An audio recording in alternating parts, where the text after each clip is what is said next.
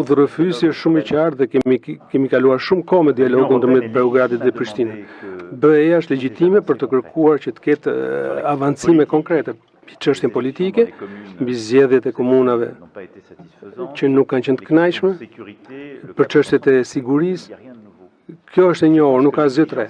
Mendoj që ekzigjenca nuk është humbje besueshmërie, duhet të dalë nga kjo ballpërballje që bllokon situatën.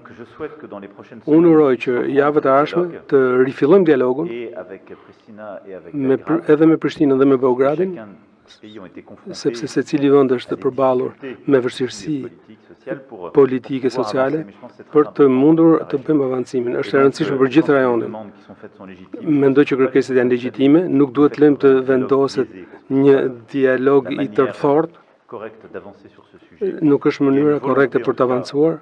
Të paktën kemi një vullnet, mund të më bëni besim për këtë, për qëllimin e avancimit, sepse mendoj që për sigurinë e Europës sonë, për bashkimin e saj, duhet ta bëjmë këtë udhë.